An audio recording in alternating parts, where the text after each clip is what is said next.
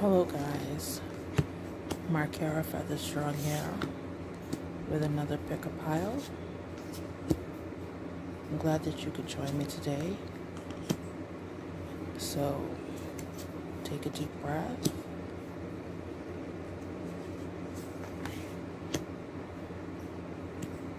and focus on what it is you need to know.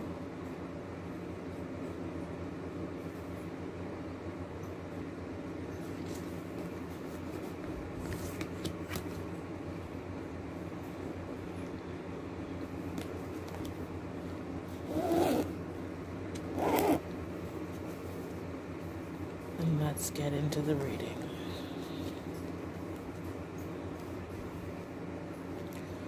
Okay, pile one. Your manifesto quote is, "The white space of a free day seems unfathomable because we have become hypnotized by a false but compelling need to respond to the needs of others." This week, you need to work on surrendering your desire to control people. Being over-controlling can sabotage relationships. To more effectively achieve your goals, back off, regroup, and give the situation some breathing room.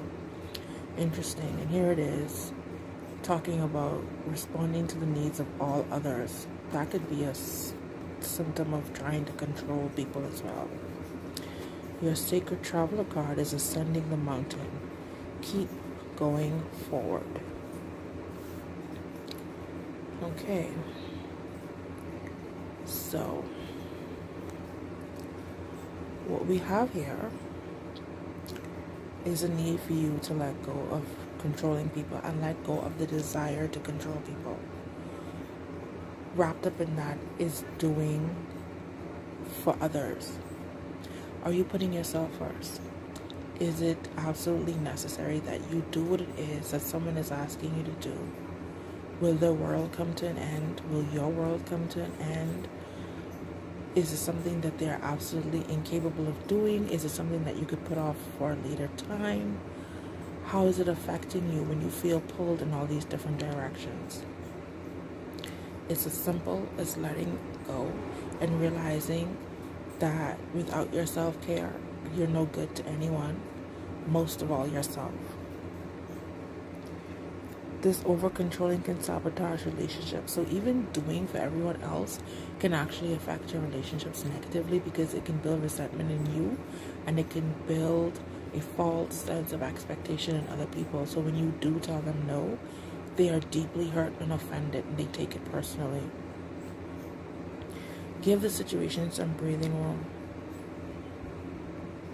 and keep going forward.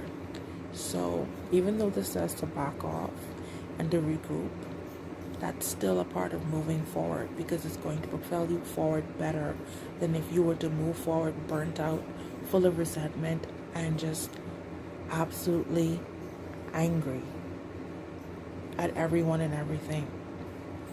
As I always tell people, the only thing that you can control is yourself. So in the attempt to control other people, you're just making yourself angry and hurt.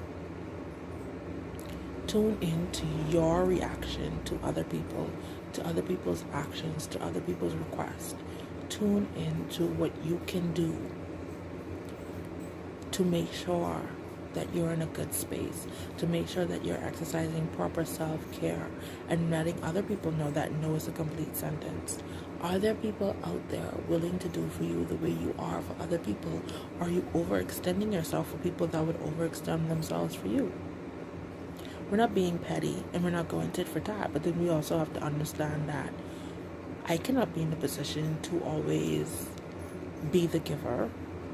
Who is pouring back into me?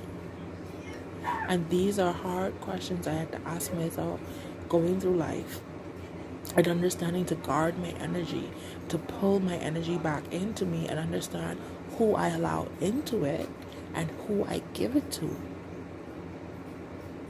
So this week, this is what you're working on. So drop a line in the comments, let me know if this resonated. And for those of you, if a whale is a special animal, put a whale in the comments. On to pile. Okay, pile 2. Your sacred traveler card this week is discovering truth. You stand in the light of truth.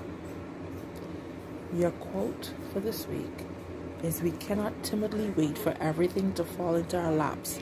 We will receive only as we rise and march, for destiny turns its ear to those without fear." And there's your truth. This week, we're going to surrender to your full power. Your life is calling for you to step into your full power rather than playing it small. Embrace the light of truth that you're standing in. With truth on your side, you can never go wrong. You can't ever fail. Do not be timid. Do not wait for things to fall into your lap. Stand in your full power and pull it in. Like I mentioned in pile 1, the only thing that you can control is yourself. Your reaction to people, places, things, events, all these things. The only thing you have control of is yourself. Therefore, we may feel a fear, because it says only as we rise and march, for destiny turns its ear to those without fear. You can fake that confidence. There have been many things I have done with a ball of fear in the pit of my stomach, and the one thing I can walk away from it with is no regrets. So whether I flew or fell, there was a lesson in that moment, and there was an awesome feeling in knowing that despite how I felt or worried or anxious, I did it.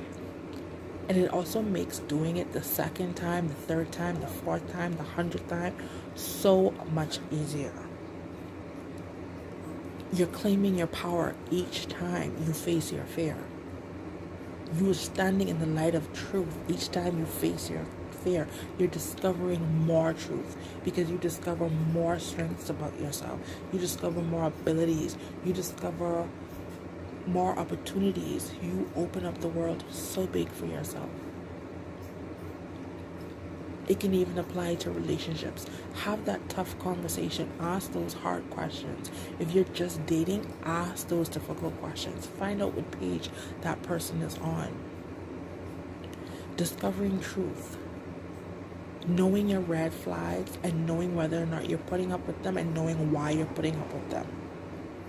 Surrendering to your full power and knowing that you shouldn't be putting up with those red flags and what you're going to do about it.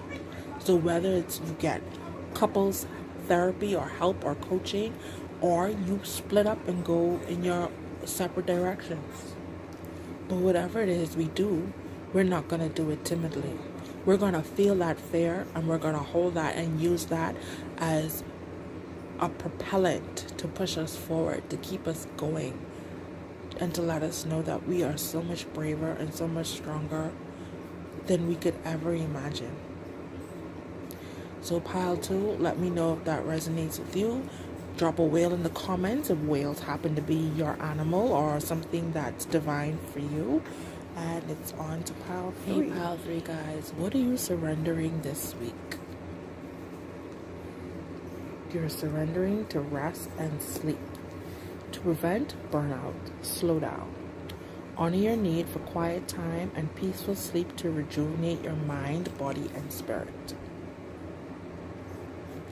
Your sacred traveler card is Great Adventure. Take a risk, venture forward. And your motivational quote is, when we were hurt, we felt that love was somehow diminished or damaged. But hurt has nothing to do with love. And love is unaffiliated with and unaffected by pain. Ego was hurt, not love. Love is divine. It is everywhere, ever present and abundant and free. Rest in this love. To prevent that burnout, to honor that need for quiet time, pull forward that love you have for yourself, that care that you have for yourself.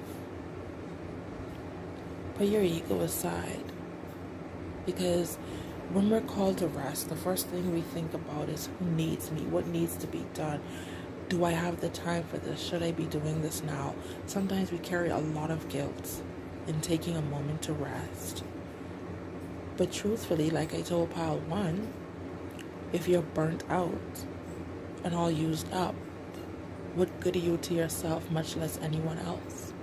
And a lot of times, the people who are feeling like they cannot do without you, well, some of them will find someone else to replace you depending on the situation. For example, like on the job. If you have a situation where you're working and there's no good relationship with your boss, and something happens to you and you have to quit your job, or you're on some medical leave, you will have to be replaced. And in some cases, it's done swiftly and quote-unquote efficiently. The only hurt you will feel is to your ego, because you thought that you were more valuable to the company, to the boss, to your coworkers, etc., etc. It has nothing to do with love. It's your ego. But the love, if you step into that and honor its divinity, you will understand that you should have stepped back from that toxic work environment and taken care of yourself a long time ago. Take a risk and venture forward. And sometimes in moving forward, you need to rest. You need to gear up that energy. You need to gather your thoughts and your feelings. You need to put pen to paper and make a to-do list, make a pros and cons list. All these things move you forward. Even if rest feels like a stagnant move, it feels like a waste of time, it's still moving forward, because it's restoring your energy, it's replenishing you, it's reminding you. So many things come back to your mind when it's rested, when it's quiet, when you wake up from a good sleep. There's so much clarity. This moves you forward. This opens you for a great adventure. Life itself is a great adventure. So how many other little adventures are you going to have within it? How many adventures are you going to go on? If you take the time to rest, you can process that hurt. You can understand that your love was not diminished or damaged. You can step fully into love's divinity. And like I like to recommend, sometimes to unwind in order to take advantage of resting, that could eventually lead to sleep. I like to color. You can light candles, you can meditate, you can write your own personal affirmations, you can write your own visualizations. I help with those as well. And you can just calm yourself so that you'll be able to rest and appreciate the rest, and so that you can also recall what it is that came to mind when you were resting. There's so many different creative ways that you can bring yourself to be still and to process what you need to process. Well, Pile 3, that was your reading for this week. Let me know if it resonates, and if whales mean anything to you, drop a whale in the comments as well. I'll see you guys in the next one. Please like, share, and subscribe.